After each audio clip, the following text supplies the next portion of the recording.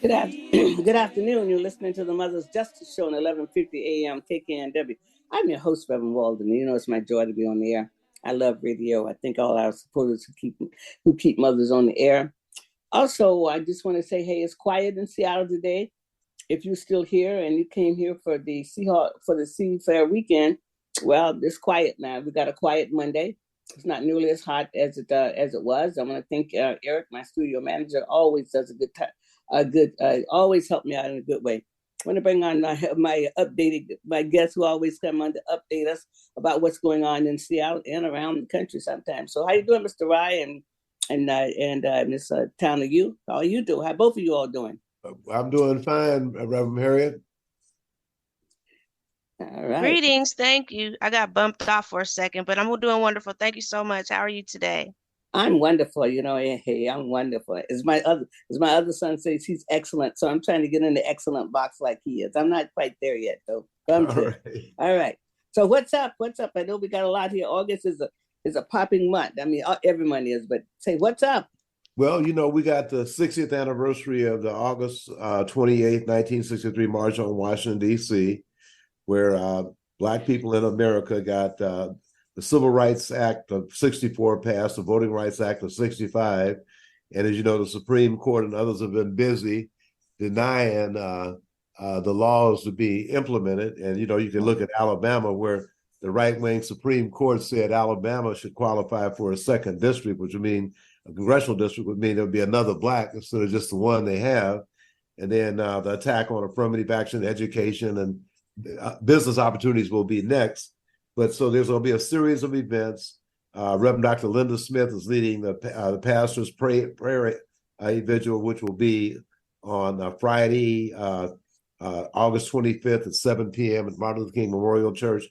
And then the next day, the young lady that's on with us right now, I'll let her, Tana Yasu, talk about what she's organizing at the Northwest African American Museum for Saturday. So go right ahead, Tana. Fantastic. Thank you so much, Mr. Rye. So yes, I'm Tana Yasu, and I am helping to organize the youth event with the Martin Luther King Commemorative Committee. We're hosting a youth opportunity and resource fair. It will be held at NAM, Northwest African American Museum, which is at 2300 Massachusetts on the border of the central area in Seattle. So we are offering to our young people, because this Supreme Court ruling, as Mr. Rye mentioned, it really is going to be affecting them and their future. And so we want to bring forward our young leaders and let them have a day to speak to our own legislators and our leaders and explain to them how that has made them feel, what they need to do and what they need so that they can mobilize and be ready for things that are coming down the pipeline. So this fair is, we're aiming it toward 12 to 25, where we don't feel 12 is too young. That is a great age to start thinking about your future and making plans, whether it be a four-year college or a trade school or different things of that nature. So all of these type of organizations are coming to give information and help people to sign up for apprenticeships and trainings and things of that nature. So we're starting at 10 a.m. with a brunch, and we're going to have a full day of programming and discussions and onboarding opportunities up until 5 o'clock p.m. So I don't know how much time I have, so I just want to, if there's any questions or something I could point out. But we're also even calling in our talented young people, where they will be able to entertain and showcase their talent and have a good time.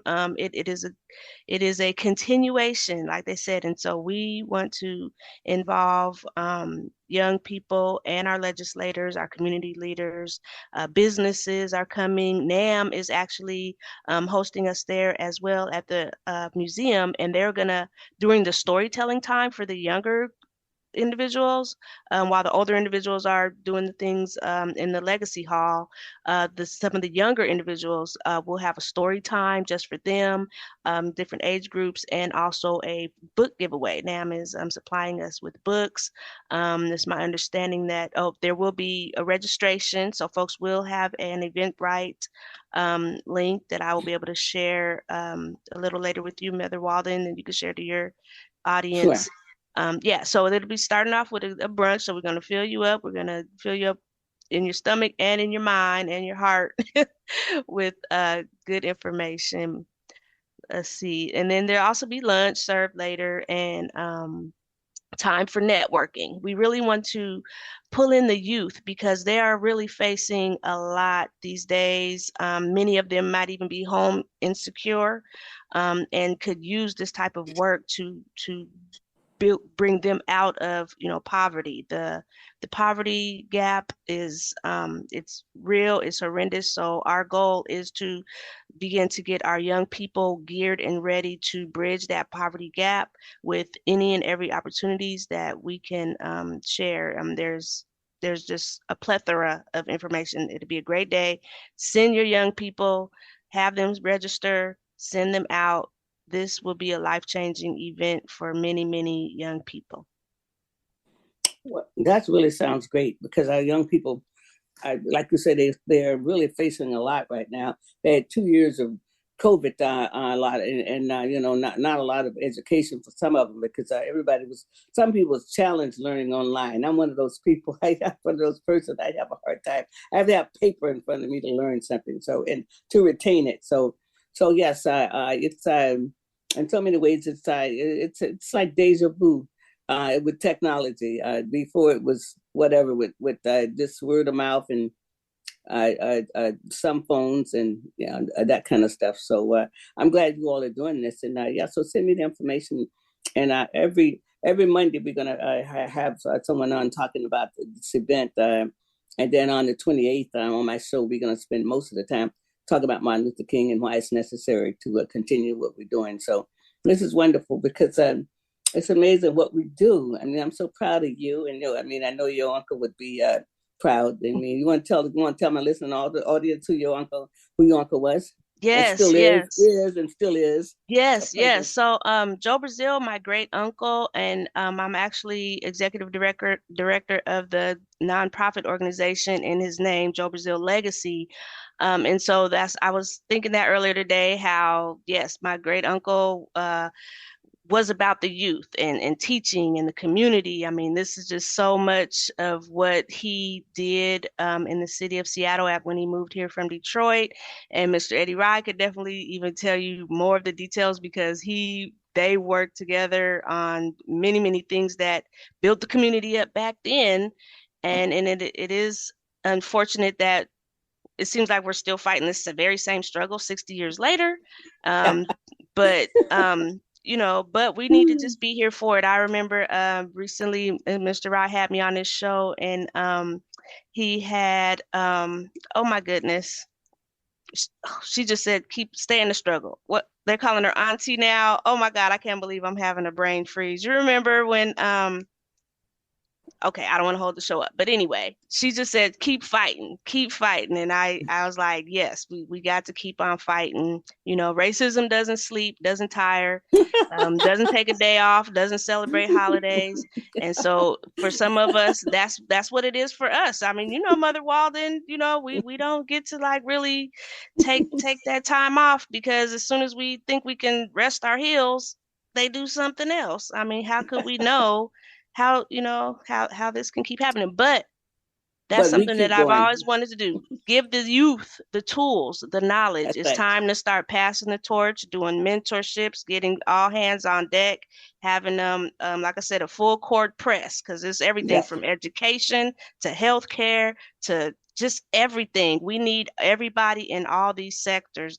And so I'm excited about this Youth and Opportunity Resource Fair because they will get action at all of the different sectors, and it's just going to be about lifting them up. I mean, even people that feel like, well, I have a record or something like that. A lot of these trainings and apprenticeships, they don't care about you having a record. You get in here and you're going to start off with a livable wage. You're starting off with That's right. $25 That's an right. hour. That's right. Right. There's even the firefighters. I mean, everything. I've talked to people from even King County Court where you don't need a law degree to work in even there, even though I mean I know that's a thing, but it's good paying job. And actually, we need people in those places to help alleviate the racism that goes on there, because if we're not there to represent us, even in that system, in order to fix it, we do literally need to get in there and fix it, right? So, Yeah.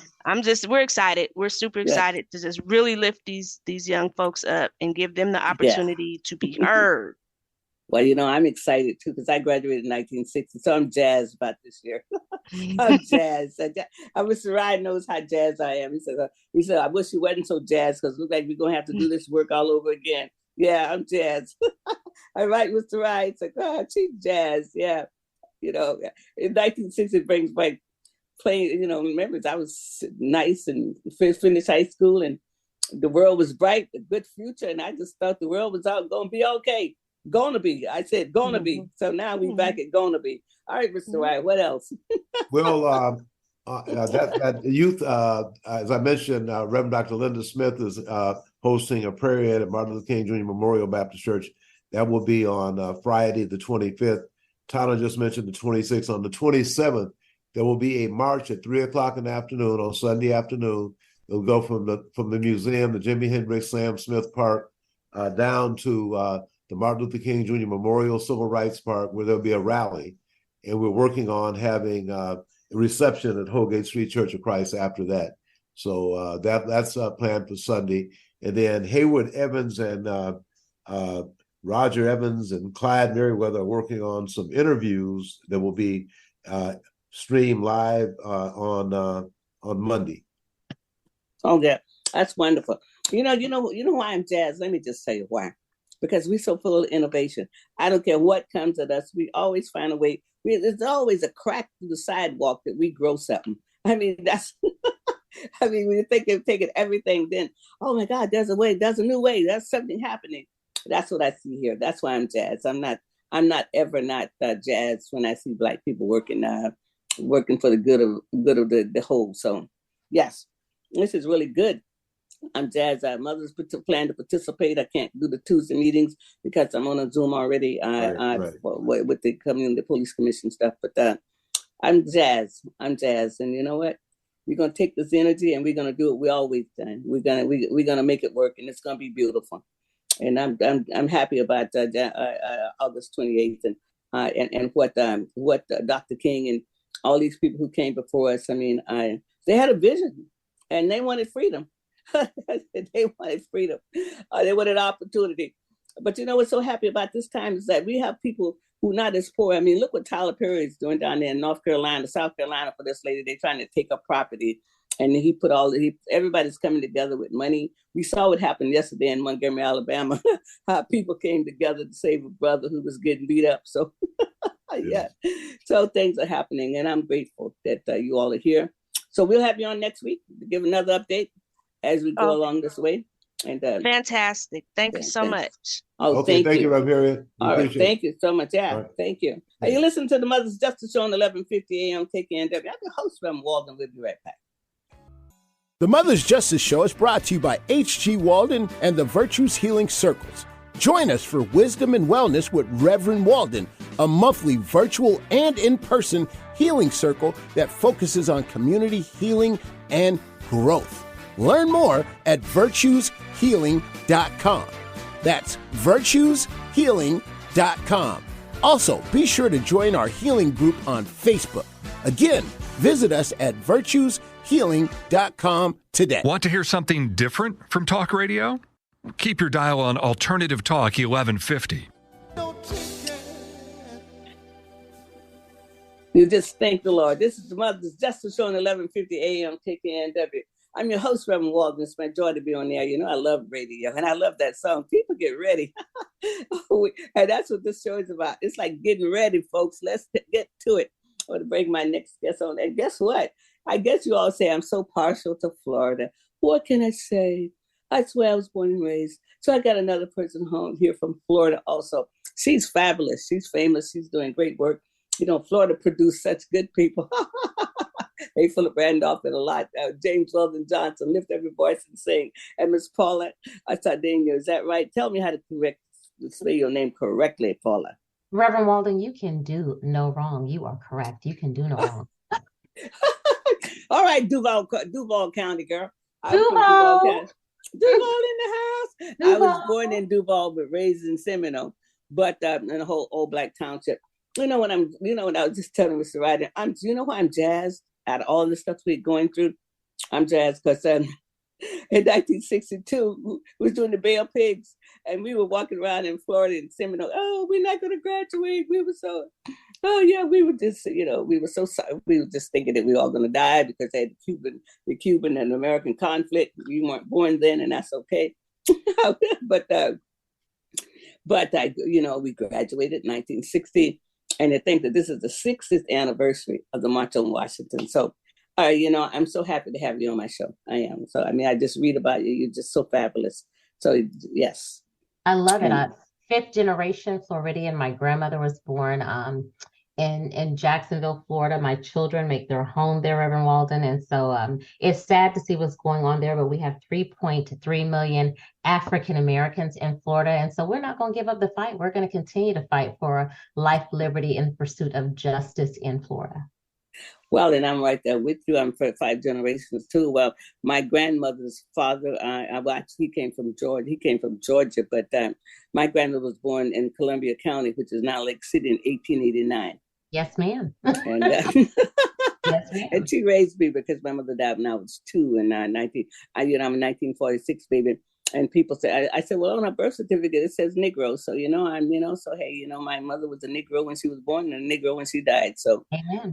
So I'm just really happy that we can have a great conversation and talk about the greatness and the things that we need to do in Florida. And I'm going to put you with my cousin down there, Jocelyn Ford. She's in Tampa. She's a Walden, the cousin of mine. My grandfather was everybody's uncle. And they're starting a Saturday school in Tampa, and they got a book list for people to send books to the school they can get from Amazon. So I'll get you that information, and I'll put you and her together. Yes, ma'am. We would love to be of support, and just thank you for everything you do, for being an elder and just teaching us younger folks the spirit of humility. I was speaking on that this week, that we stand on the shoulders of legends like yourself, and that we need to still operate in the spirit of humility as we do this work, making sure that we are uplifting community, Reverend Walden. Well, and I think that's what we're still trying to do. Yesterday, I'm a weaver, so I'm sorry, but I am a weaver. Just an aside of what happened in Montgomery. I was there 2 years ago. My stepmother passed away. She had been my longest mother. She was 92. My grandmother had passed early on, and so I'm now in the world without a mother, because I've had my mother, my grandmother, and then my stepmother for all those years. And I was on that river boat that was trying to dock yesterday, and my granddaughter, we were together. So, Reverend Walden, tell us from your eyes, because I saw that and I said to myself 2 things, because I was born in 1972, and I said to myself, I am the mother of a 33-year-old, Reverend Walden, 27, 23, and 20. I said, what in the whiteness did them folks think that they were doing, attacking that Black civil servant? Well, I think they still think that it's open season on us, and that they can still just do anything to us publicly. But I think what they saw yesterday, and I was telling my granddaughter, is that I think we broke through a stereotype. They say we can't come together to do nothing. But I tell you, one brother, he says, I swim, like the judge says, I love will build a bridge. And that song says, I swim out to give you my last piece of bread. Well, that young man was swimming. Lord have mercy. They think Black people can't swim, Reverend Walden. He showed up and showed out. I mean, so yesterday for me, because I look at things as metaphors, yes, I really do. I mean, that's how I run my life. And the metaphor for me was that, well, okay, no, it's not those old days. I mean, that, people are afraid because everybody got guns or whatever. These people was willing to jump in there for him. And they might not have known him, or they could have been his cousin. We don't know. Reverend Walden, in Alabama, because this is what people, because in Pacific Northwest, they don't understand the history of the South. That's right. You don't see that in Alabama and Mississippi. Tell them, Reverend Walden, Black folks are very humble. They typically would not do that. But very humble because you look, and okay, let's just let's just go back to the past Yes, that ma'am. we don't know nothing about. We've been told about it. It took 300 years to season us, okay? Yes, ma'am. Don't you think, the mighty African, and we still a mighty African, because that showed you yesterday. We might have been gone for 400 years, don't mean that we're not African. That's right. People, that's something mighty about this melanin. It really is. And those young people, it's like, they weren't thinking about nothing. They just say, oh, no, they're not going to. And then, they could see it. Oh, no. Because everybody in the South, especially the men, they navigate oppression differently. Yes, ma'am. And it's a way that they navigate it, They're not afraid before because of lynching, because of shooting, and the killing. Let's be honest. We are so accustomed to the Bull Connor days of black men being killed that they would have allowed those white folks, because I'm from Florida and Georgia, just like everyone said, black folks would have allowed them to just do their business and they would have gotten away with it. And I remember my mother, who is still alive, who's nearly 70, she said, baby, this ain't 1963. That's when my mother texted me on my phone. She said, those young black men, she said, they whooped them yesterday. And I said, Mama, what you talking about? She said, well, you got the internet. Now, this is my mother calling me, and they're nearly 70. And I had to look at it. She said, baby, go ahead and look at the Ricky, the young boy, the Ricky show. And I said, my mama talking about the Ricky show. I had to get my phone out. My mother's 70. I said, okay, let me look at what mama talking about. She talking about Ricky Williams. I said, oh, good Lord. Mama done showed it to me. She said, y'all generation not putting up with that anymore. She said, them folks came off the boat. They came out the water. She said, it was like Moses parting the Red Sea. That's what my mama said, Reverend Walton. She said, Moses parted the Red Sea on them people yesterday. I said, oh, Lord. Well, and that's why I say, for me, I look at omens. To me, it was like, okay, they say we can't come together to do anything. But see, and my situation is different, because my grandmother's father beat a white man in 1898 in Columbia County, Florida, and lived to tell it. And that's a story that I lived with all of my life. I mean, she said that, they had the guns, they were waiting on the Klan. And because he beat this man who disrespected his wife, Mary Clark, and he was out of town, he wasn't there. And he had three daughters and 7 sons. And he went down there, and the man was there, and he beat the guy. He had a gun on him, and he said, it takes 500 of you all to take down one, N-word, a Negro, but I'm ready. And she said all night long, the Klan did not come. And my grandmother would not leave her house in Sanford if the Klan was on. She stayed in her house on her property, because my grandfather worked on the railroad. And so I grew up with a shotgun, a 38, and a small gun in my house. My grandmother was not afraid. And what I thought was amazing yesterday is that there were no guns. Right. No one was shot. That's right. Like the old days where when people had disagreement, you just got whooped, as we say in the South. You just got whooped. Right? You got whooped. Nobody. And I said, that's what we have to get back to. Not that we're advocating for violence, but no blood was spilled. It was just people handling their business, because as I did some research into it, Reverend Walden, the folks in the pontoon boat were in the wrong. That's right. The civil servant, the African-American man who was doing his job, supporting his family, was simply saying to them, you can't put your boat here because the river boat has to dock here. And you have to follow the rules, and the rules are for everybody without regard to race. You can't dock here, folks. And then white people decided that white privilegement rules did not apply to them. Exactly. And then decided to put hands on this older African-American man who was simply operating and doing his job. And so in looking at that, I said to myself, so now in America, we have no respect for, city and state workers anymore. This man out there doing his job that he is paid to do, telling them, you simply can't put your boat there, Reverend Walton. How disrespectful. How disrespectful. Right. And it wasn't because somebody else had a bigger yacht to get there. It was because the boat had, and that boat, I've been on that, and my granddaughter and I was on it. And I think it's about a 30-minute, maybe an hour ride around on the river there and then back, and that forth. So it did have to, because they had people with tickets trying to get on the boat. But once the passenger was off, there's going to be more people coming on the boat. It's a fun thing to do there on the river there in Montgomery. Respectful. That's right. And so some of this stuff started in Montgomery years ago with the bus boycott. See, so who knows what's going on? I do know that the revival is coming from the South. And I was telling Frances, who's on my show last couple of weeks ago, she's there in Seminole and Sam in Goldsboro. I said, Francis, I keep saying the revival is coming out of Florida, Memphis, Tennessee, and now we got Montgomery, Alabama. So the revival is coming. But it goes back to, like we say in the South, Reverend Walton, it's decency and in order. Why That's right. didn't they just follow the rules like everybody else has to follow the rules, Reverend Walton? The rules are not for them. The rules are only for the people who are not white. The rules are for non-white people. That's so horrible. I mean, you know, and I often try to educate people to understand this. You know, we got here by way of the Catholic Church and Nicholas V in 1452, I think is 52 or 53, when he gave Portugal exclusive rights to bring human beings out of Africa. And the church said that we were infidels, did not have a soul, and we would be in perpetual servitude. Perpetual means for a long, long time. It didn't end yet, see. And that's part of that. That's part of what people believe about us. See, they believe this stuff that we're not whatever. But that was in the 1400s. But before, you know, the Greeks and the Romans worshipped the Africans. I mean, in Germany, the patron saint was Maurice. He was African. I mean, all these pictures in antiquity that they got hidden, that the stuff that they've stolen from us. See, but our biggest problem is that we don't know who we are, because if we did, then we'll be able to move this a little differently. But I believe in Florida, we're going to navigate it differently. I believe in Florida, like we say, people are going to put up Saturday schools because it's just a matter of time.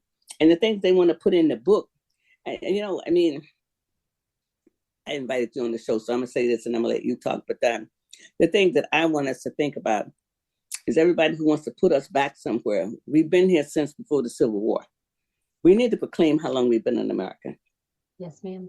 And we need to organize from that point. And we also need to organize that how can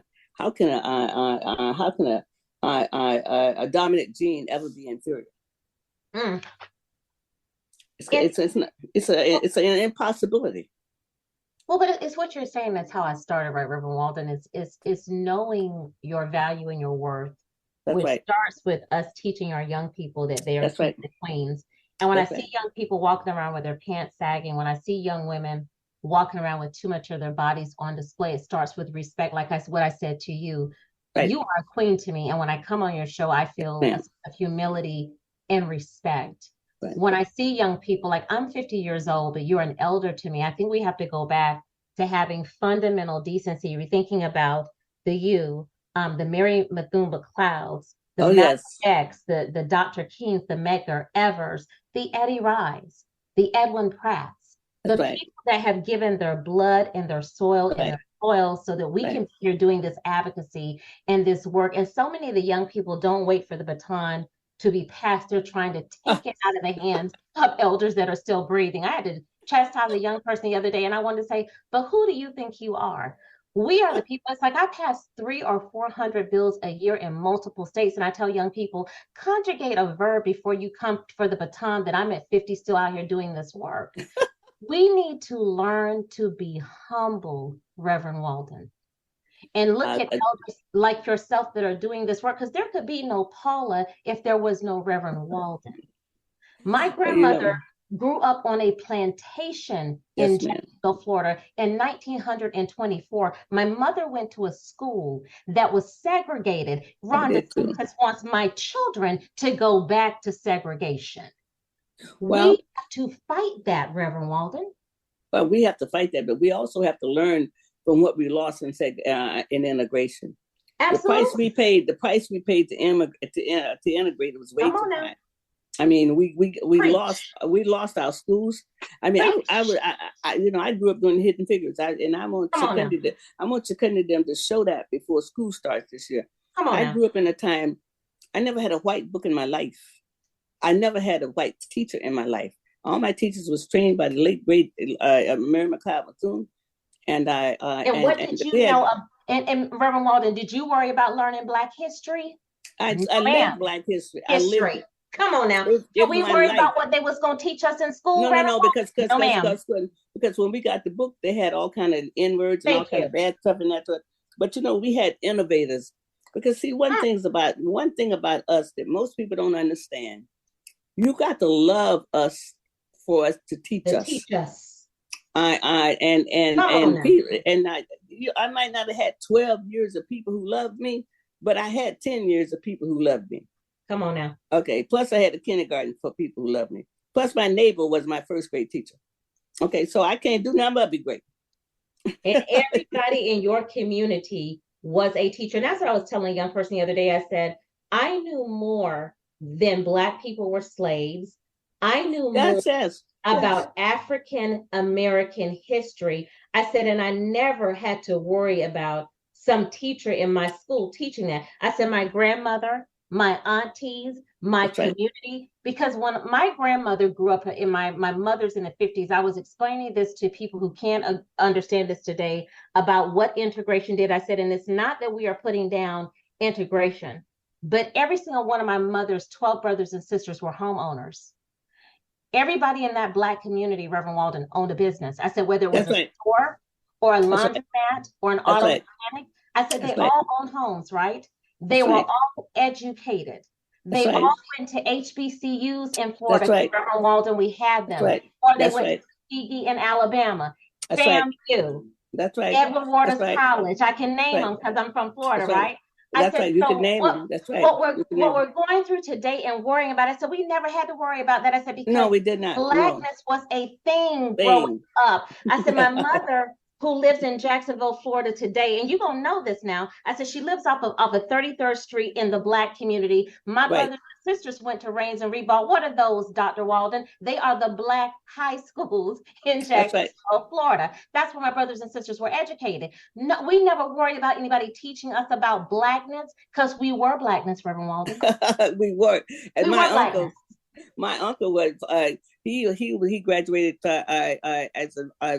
as the Victorian. I mean, he was on honor roll at Royal there in FAMU, but also he was the valedictorian of his class there. Not one of the schools that they tore down in Jacksonville, because one of them they changed the name of it or something like that. My little brother went to Andrew Jackson, and my other brother and sister went to Raines and Reebok. Come on now, we were Blackness, so we knew. We knew. But you know what the Malcolm said, only a fool will let your enemy teach your children. Because when integration came in, 28,000 Black people lost their jobs, and people don't know that. 28,000 Black people lost their jobs in the South. They never did teach again because of the Southern strategy. They refused to want Black teachers to teach their children. And that's why they came up with Christian schools and military schools. I mean, the elite never was in public school in the South. They took their kids out. But in the meantime, they brought in special ed. Special ed was brought in because of the white Southerners did not want Black boys in the classroom with white girls, and so that's how special ed got started for removal of Black boys. So, but what are you talking about? And we had the Black church. I grew up AME church, and so you get Black history in the church. You got Black history in the church. What I had the most, and what you're talking about, is the respect for the people. I mean, because a lot of Black people didn't have high polluting jobs, and they were called girl, boy, whatever, not by a title. In the South, you always call so and so Miss so and so or Mr. so and so. It was always a title. You never talk to them in a disrespectful way. And I was taught to respect my elders. So when Dr. Mims called me for something, I say, yes, ma'am. And that's what it seems to be lacking and missing today, because I remember that my grandmother was a housekeeper, but she was also a school teacher, Dr. Walden. Mm-hmm. And I remember, we not only had Bible study, but we would have these intricate reading lessons where you would learn all about these intricate, the Tuskegee Airmen, all of these Black things. Yes. My grandmother always taught us. We learned almost from birth the greatness of Blackness, right? Yes. How amazing, and how we were kings, we were queens. And I remember growing up, we called them the crowns. You would go to church on Sunday and you would see the white gloves, and I was like, oh, I can't wait to serve on the usher board. And I look at it, and it seems like Black folks have forgotten how beautiful and how great Black is. Right? Yes, it's been social engineered. We've been social engineered. From Marshall Dillon sitting the bad guy of town with just a look to all this murder and mayhem. Murder and and mayhem. and never brought us anything good. You know, I mean, every now and then we would get something good out of Hollywood, but the social engineering came with Sweetback and all those exploitation films, and then again, the narrative out there is that what kind of people we are. If you put in black man in Google, you're gonna get a thug. How can we be the thugs when they're the murderers of the millennium? I mean, they came to America, and 18 million native nations are no longer here. 18 million or more. So we can never be what's projected to us, because after the Civil War, you had black militia in North Carolina and South Carolina. They were armed, and if they were vicious, they were armed. They could have killed people, but they did not. But you go all the way back to Black Wall Street in the 30s and 40s, and you see black men and women in suits. You see black men and women in Right. furs. And that's what I'm saying. It is so propaganda of what we're taught. You even look at black Muslims, right? I remember the first time I ever saw a black Muslim, and he was wearing a suit and a tie. And so I look at this ghettoization of the black person in America, and I go, that's propaganda. Where did that come from? That's right. That's not right. true. It came from social engineering. It came from social engineering. I had this thing, and I was explaining this to a young black lady the other day. I had this little pearl purse, and I got it at Lord & Taylor, and she was 22 years old. And I asked her if she'd ever seen that before. And she said, no, ma'am, where'd you get that from? I said, when I grew up, I wanted that purse so bad because my grandmother used to carry it. I said, she used to carry it to church. I said, and she bought it because she was telling me the story of Woolworth and how when she was younger, she couldn't go in there. Right. And she wanted that little pearl purse. I said, and I remember my grandmother saying she saved her money and she bought her one because she was like, anything whites didn't want us to have, she wanted to prove to us that we could have it. I said, when my grandmother died, she left me hers, and I bought one, and I bought one for each one of my daughters. And I'm telling my children, there is nothing in this world that they have that you aren't worthy of, because everything they have, you built. My grandmother used to show me things. She showed me the White House. I remember my grandmother taking me to DC, and my grandmother said, everything your brown eyes can gaze upon, we built.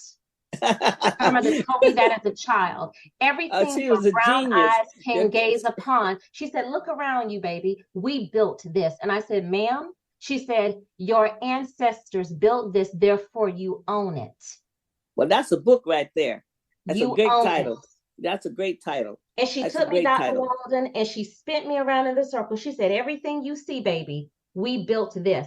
I'm the ancestors and the descendant of a slave. She said, don't let them think they owe you nothing. Right. You built this. This is yours. This is why I'm a lobbyist to this day. She said, don't let these people make you ever think they owe you nothing. We built this. My grandmother tapped on her veins, Dr. Walden, and she said, I'm the descendant of a slave. I was born on a plantation. We built this. She said, look, isn't that amazing? Yes, isn't that amazing? You got a story, but this is what it's going to take. We got to teach that to our children. Our children have been brainwashed, and we didn't have the foresight to do charter schools. But I was determined coming out of the South. My children, I was determined that they were going. I taught Black history, and if they weren't doing Black History Month at whatever school they were in, their mama was. I was coming in the building. And that they were going to be a Douglas Truth, and I was not raising fantasized sons of Walt Disney. That's what the television is. It's fantasized sons of Walt Disney. These people make a lot of money to make you think that they're stupid, but they're not. They have a message, and the message is anti-Black. And it's that we can, now we have people who don't believe we can do anything. How can we get to that place? How can we get to a place in less than 50 years for people to believe that we didn't do anything? Because I graduated in segregation. There was no integration. I graduated from a segregated high school, and very proud of that. And very proud of the wisdom and the smartness that's coming out of Florida. Because Professor Kroons there in the 1920s started a school called Kroons Academy on his own property. And when they tried to close it down, they couldn't close it down because he owned the property, and he would have to pay them for every day that they. And so that's what we did in the South. We put stuff on our own property, and then we educated people that way. See, and so I'm so glad that everybody don't pass away at 45. Because some of us need to be here. I'm glad you're doing this work. And just think your mother, I think I beat her a few years. I'm a 46 baby. She's a little younger than me. But see, that's why I was telling Ed and them that I'm jazzed. I'm jazzed because I'm talking to you. I'm jazzed because the roadmap is laid before. And some people might not ever get to the African continent, but you can learn to be strong right here in America studying Black history.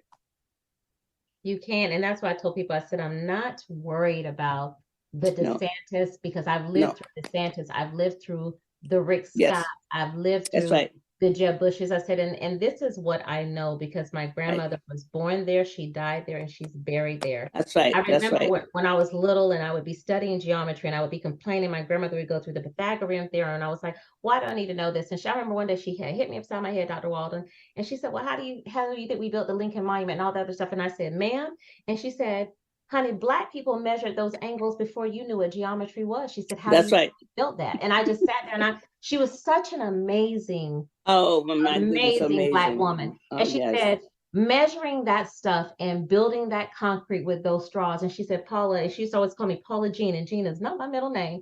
And she said, look at for how many centuries those things have withstood. She said, that's the strength of the Black mind. That's right. That's right. Wow. She said, and one thing she said, and what that tells you is Black don't crack.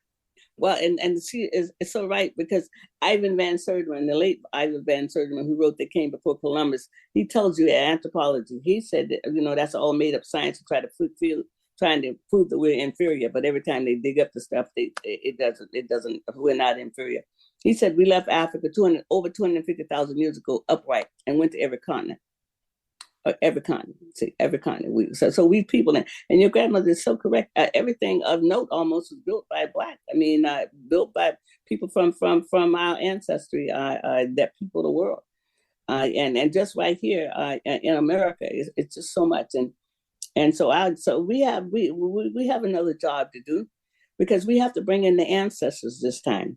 We have to let our children know that they didn't give birth to themselves. They didn't potty train themselves. I mean, they didn't do any of that. I mean, they might have had to have struggle, but the ancestors prayed for a better day, and we showed up. Look at you. It's like, they prayed. They knew they wouldn't see this day.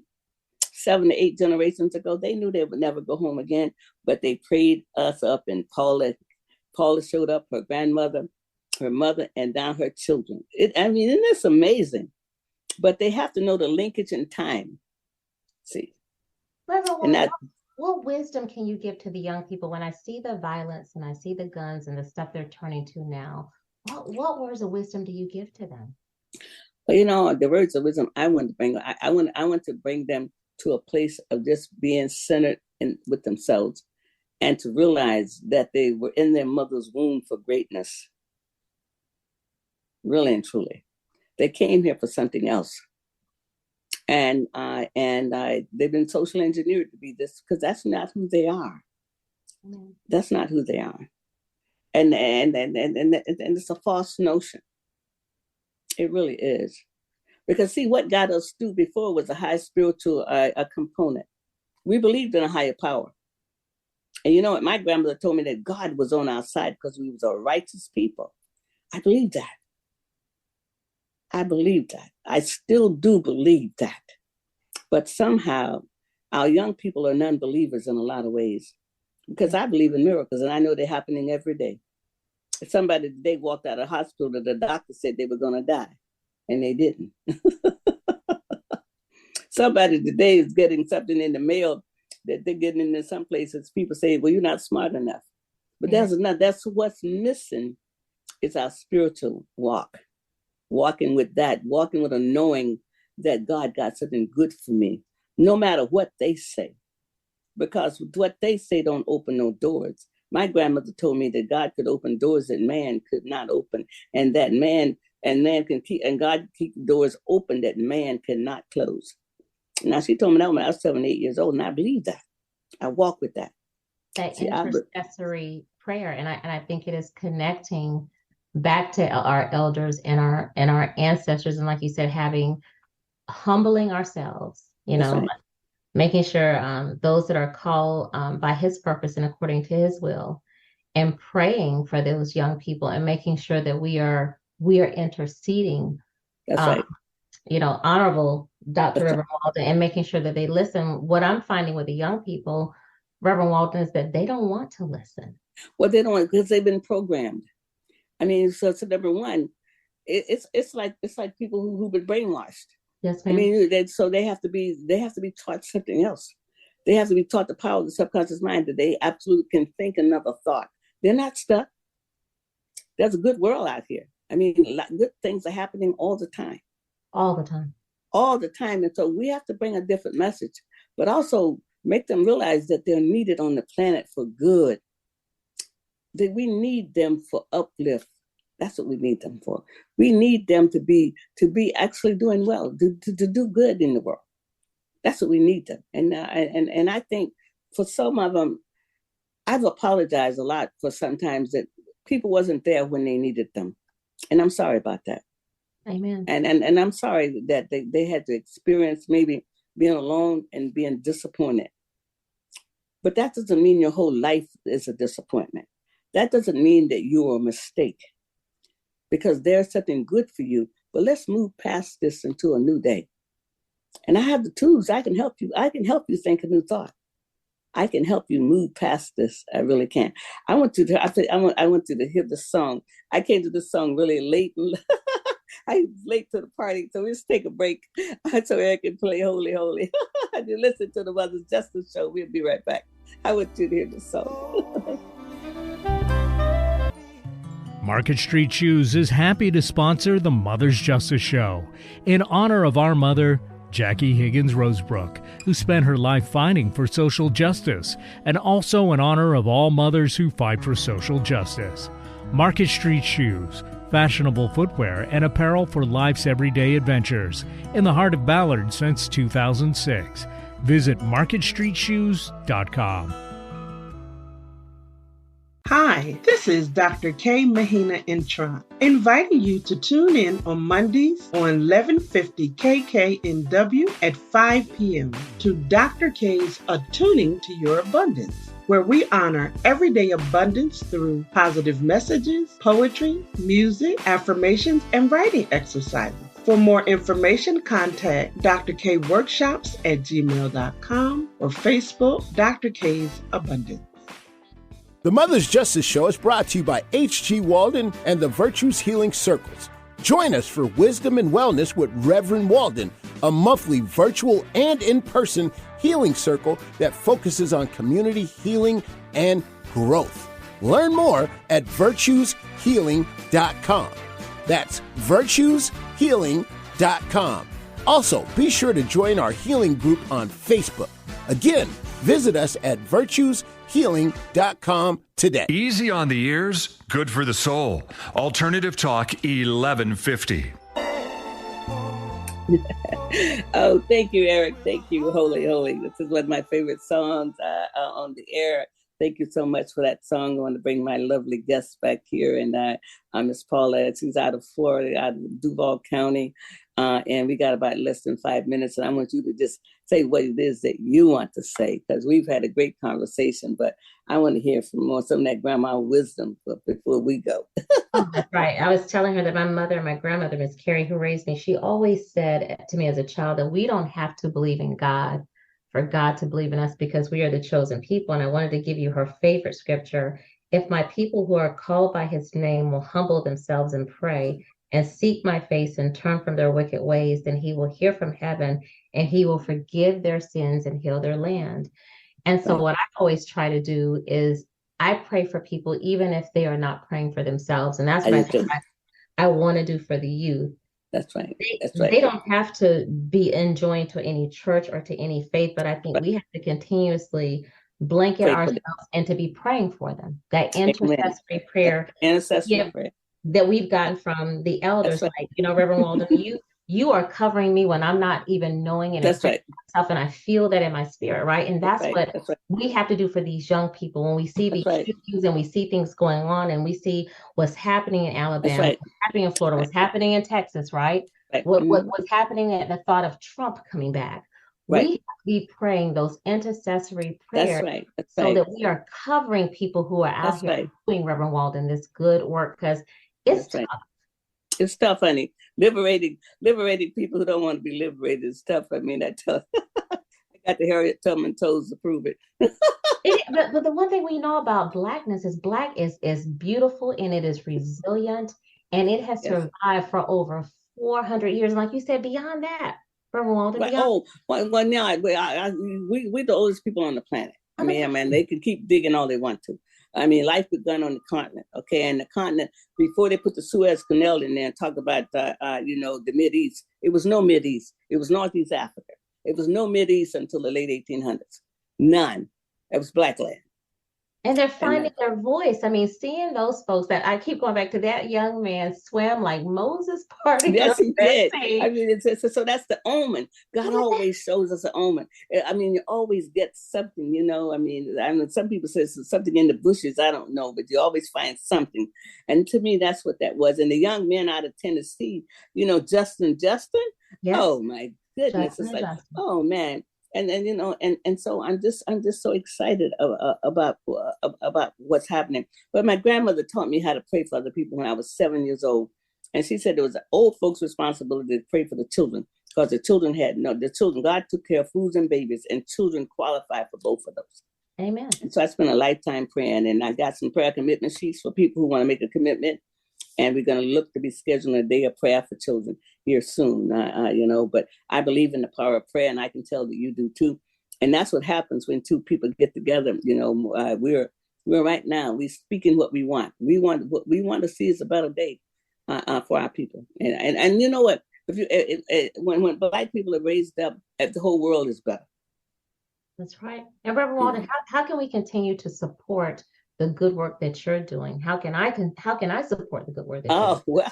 Well, you know, I have a website with Mothers Police Accountability. Our website is Mothers, that's on Mothers for Police Accountability.org. This is our 33rd year. It's beginning this month. My kids got beat up 33 years ago yesterday.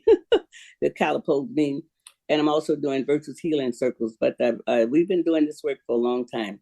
And I do the work for my ancestors. That's why I stay. People ask me when I'm going to stop. I said, well, I don't know when I'm going to stop, but I have a constant love for Black people and other people. And so it's Mothers, and we have a website, and we have PayPal there. And, you know, people can support Mothers Justice Show. I mean, we'd be looking for sponsors to support the show. And that type of stuff. But we're happy to sponsor the show and to support, because we have to continue to support this work, and we love you. And the Bible says we're two or more touch and agree. So I'm touching and agreeing with you, Mother. Well, I appreciate that.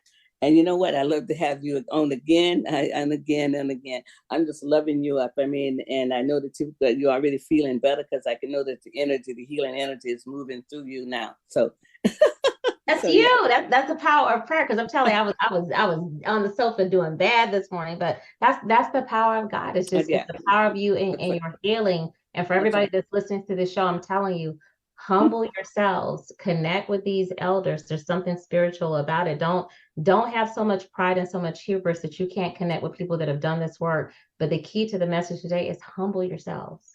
Well, thank you so much. And also you can catch this on the podcast. It'll be available a little later on 11:50 a.m. KKNW. Oh, thank you so much. You've been listening to our show. I'm Reverend Walden. I'm your host. I love being on the air. Catch you next week.